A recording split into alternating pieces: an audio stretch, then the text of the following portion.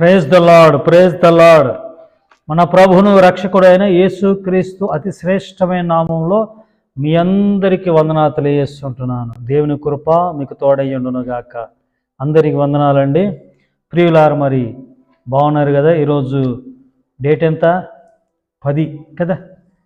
మరి చూడండి, 2005 సంవత్సరంలో 10 రోజులు కూడా జనవరి మాసంలో గతించిపోయాయి. గాలి వలె, ఎలా గాలి వలె గతిస్తూ, గాలి వీచే గాలి ఉంటుంది చూడండి, ఈస్తున్న ఆ గాలి వలె సమయం కూడా గతించిపోతూ ఉందని ప్రవక్తల పుస్తకాల్లో రాయబడి ఉంది. ప్రేమ దేవులారు, మరి సమయము పోయిన సమయం రాదు, తిరిగి రాదు. కాబట్టి ప్రతి సమయాన్ని, ప్రతి క్షణాన్ని, ప్రతి గడియను మనము ఉపయోగించుకుందుము గాక. దేవుని నామ ఘనత మహిమ కొరకు మనము మరి జీవించుదుము గాక. ఆమేన్. అందరూ బాగున్నారు కదండి? మీ ప్రార్థన మనవులు తెలియజేయండి, మీకు ప్రార్థన చేస్తాం. అలాగే దేవుడు ఒకవేళ మిమ్మల్ని ప్రేరేపించి నడిపింపబడినట్లయితే ఈ పరిచర్య కూడా మీరు సహకరించగలరు. సరే అండి, దేవుని వాక్యం చదువుకుందాము. కొంత సమయము యోహాను సువార్త చూద్దాం. యోహాను సువార్త 1వ అధ్యాయము 12, 13. తెలిసిన వాక్యమే, తెలిసిందిగా. 12 ఒకటి తెలుసు కొందరికి, 13 మాత్రము గుండెల్లో ఉండదు, కానీ 12 మాత్రము వారి నాలుక మీదే ఉంటుందండి. 12, 13 కూడా చదువుతాను. తన్ను ఎందరు అంగీకరించిరో వారికందరికీ, అనగా తన నామమందు విశ్వాసం ఉంచిన వారికి దేవుని పిల్లలగుటకు ఆయన అధికారము అనుగ్రహించెను. ఈ వాక్యం మాత్రం తెలుసు కదా. మరి ఎవరు ఆ పిల్లలు అనేది మనం చూద్దాం ఈ పూట దైవ ధ్యానముగా. మరి ఎవరికి అనుగ్రహింపబడింది తన అధికారము అనేది చూద్దాం. తన్ను ఎందరు అంగీకరించరో వారికందరికీ, అనగా ఆయన నామమందు విశ్వాసముంచు వారికి కదా. విశ్వాసం యేసుక్రీస్తు, ఏమండి దేవుని విశ్వాసం ఉందా అంటే యేసయ్య మీద అంటే ఉందంటారు కదా. దానాయాలని అంటారు. ఎవరిని అడిగినా మాకు నమ్మకం ఉందండి, అందరి మీద నమ్మకం ఉంది, యేసుబాబు మీద కూడా నమ్మకం ఉందని అంటారు. అంత మాత్రాన వారు మరి దేవుని పిల్లలు అవుతారా? మరి దేవుని పిల్లలు ఎవరో నేను చూస్తానండి. స్క్రీన్ మీద కనబడుద్ది వాక్యము, చూడండి. స్క్రీన్ మీద కనబడుద్ది. యోహాను సువార్త 1వ అధ్యాయము 12, 13 అండి. 12, 13 చాలా ప్రాముఖ్యం. 13 చాలా ప్రాముఖ్యం. ఈ 12 మాత్రం అందరికీ తెలుసు, కానీ 13 చూడు. వారు ఎవరు? దేవుని మూలముగా, అంటే ఎవరైతే ఆయనను అంగీకరించి విశ్వసించారో, ఎవరు ఆయనను అంగీకరించిన వారు, విశ్వసించిన వారు అంటే దేవుని మూలముగా, వారు దేవుని మూలముగా పుట్టిన వారే గాని రక్తము వలనైనను, శరీరేచ్ఛల వలనైనను, మనిషిచ్ఛల వలనైనా పుట్టిన వారు కారు. ఎవరంట వీరు? ఒక్క మాటలో చెప్పాలంటే నీటి మూలముగాను ఆత్మ మూలముగాను జన్మించిన వారు. అందుకే ఇదే సువార్తలో 3:5 అనుకుంటా కదండి. 3:5 ఉంది. 3:5 ఉంటుంది యోహాను సువార్త 3:5. ఒకడు నీటి మూలముగాను ఆత్మ మూలంగాను జన్మిస్తేనే కదా, ఆత్మ మూలముగాను జన్మించితేనే గాని దేవుని రాజ్యములో అంటే ఏంటి? నీటి మూలముగా ఆత్మ మూలముగా జన్మించిన అనుభవము ఉండాలి. నీటి బాప్తిజము, నీటి మూలంగా జన్మించాలి. వీటిని ఏమంటారంటే పునర్జన్మ, ఇంకొక జన్మ అంటారు. అని మనకు ఇంకొక జన్మ అంటే మీరు ఒక జన్మే కదా. ఇప్పుడు నేను ఉన్నానండి, నా జన్మ వేరు. మొదటి జన్మ ఏది? అది లోకపరమైన ఒక తండ్రి నన్ను కన్నాడు, తల్లిదండ్రులు నన్ను కన్నారు. మరి ఈ రక్తంలో ఏముంది? పాపం ఉంది కదా. ఏముంది? ఈ రక్తంలో పాపం ఉంది. 1998లో నీటి మూలముగా ఆత్మ మూలంగా నేను జన్మించాను. స్తోత్రం చెప్పండి, హల్లెలూయా. ఇది పోయింది. ఏది? శరీరం ఉంది, కానీ ఇందులో ఉండే స్వభావాలు ఉంటాయి చూడండి. మరి ఎలాగన్నాడు దేవుడు అంటే వాక్యం ద్వారా చెప్పాలి. వాక్యం ద్వారా, ఆత్మ ద్వారా మనల్ని కన్నాడు. చూద్దాము కొన్ని వాక్యాలు ప్రేమిటి వారిలో నేను చదివిస్తాను చూడండి. జేమ్స్ అంటే జేమ్స్ బాండ్ గారు యాకోబు 1:18, యాకోబు 1:18 అక్కడ 1:18లో నేను చదువుతాను, శ్రద్ధగా.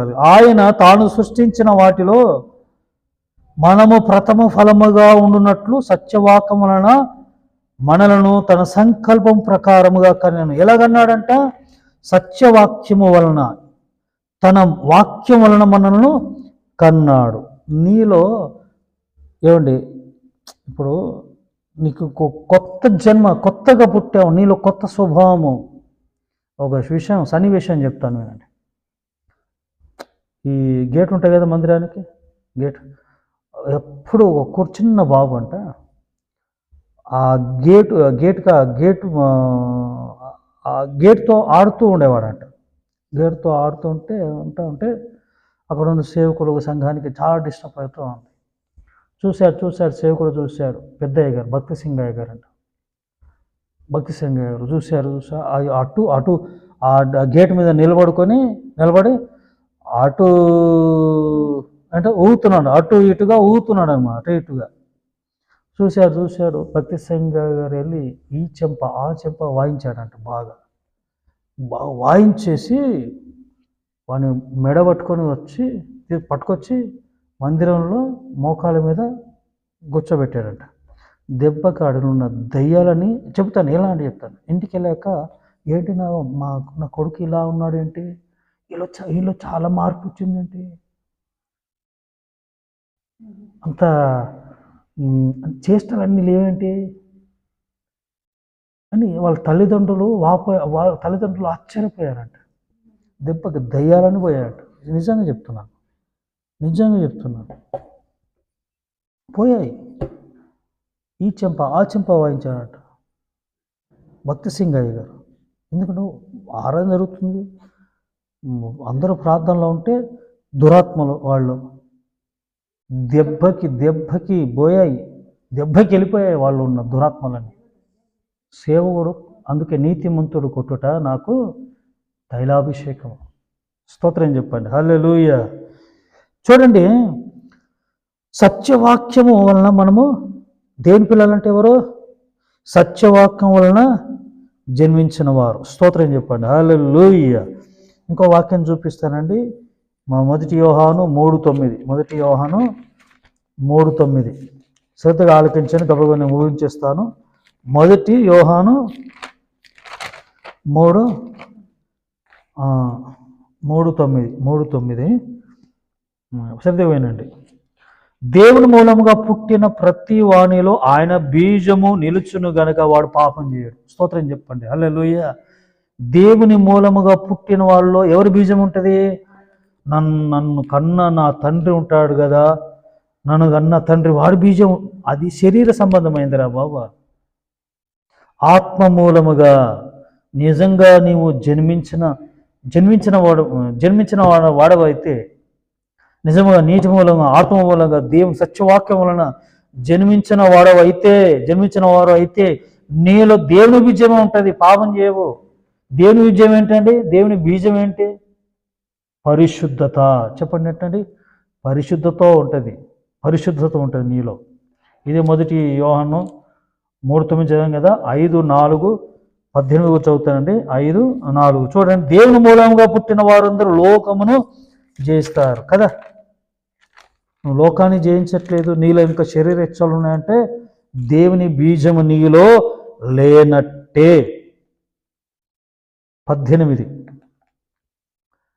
1 యోహాను 5:18 దేవుని మూలంగా పుట్టిన వాడెవడను పాపము చేయడని ఎరుగుదుము. స్తోత్రం చెప్పండి, హల్లెలూయా. అర్థమవుతున్నాయండి? అర్థమవుతున్నాయా? దేవుని పిల్లలంటే ఎవరు తెలుసా? అందరూ దేవుని పిల్లలు కాదు, దయ్యం పిల్లలు కూడా ఉన్నారు లోకంలో. ఎక్కువ శాతం వాళ్ళు అనుకుంటారు ఏం తెలివితేటలు ఉన్నాయరా నాకు. ఒకడిని ముంచి ఒకడిని తొక్కేసి పైకి వస్తాడు. వాడనుకుంటాడు నాకు తెలివితేటలు ఉన్నాయని. లోకం ఎవరి పిల్లలు వాళ్ళు? ఎవరి సంతానం అండి? సాతాను, సర్ప సంతానం. ప్రేమ దింబులారా, ఉదయకాల సమయంలో మరి దేవుని మూలంగా పుట్టిన మనము పాపము చేయము, దేవుని బీజం మనలో ఉంటుంది. రక్తం వలనైనను శరీరేచ్ఛ వలనైనను 13వ వచనం ఉంటాయి కదండి, యోహాను సువార్త 1వ అధ్యాయం 13వ వచనంలో, మనిషిచ్చల వలన పుట్టిన వారు కారు దేవుని బిడ్డలు. దేవుని బిడ్డలు ఎవరు అని అంటే సత్యవాక్యం వలన నీటి మూలముగా ఆత్మ మూలముగా జన్మించబడిన వారు మాత్రమే దేవుని బిడ్డలు. స్తోత్రం. దేవుని కృప మీ అందరికీ తోడయ్యుండునుగాక. ఆమేన్, ఆమేన్. ఆత్మ సంబంధులు, ఒక మాటలో చెప్పాలంటే ఆత్మ సంబంధులై ఉంటారు.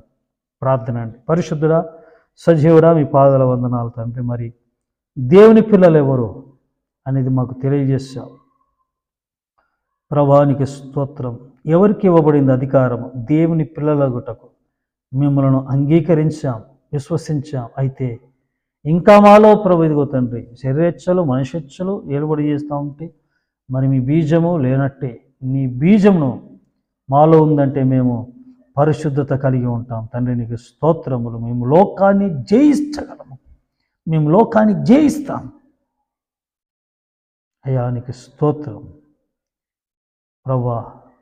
ఈ ఉపదేశాన్ని బట్టి నేను స్తుతిస్తూ యేసు నామమున ప్రార్థించి వేడుకుంటున్నాను తండ్రి. ఆమేన్, ఆమేన్. ఈ వాక్యం ఉన్న ప్రేమ దేవులారా, దేవుడు మిమ్మల్ని దీవించి ఆశీర్వదించునుగాక. God bless you. May God bless our India.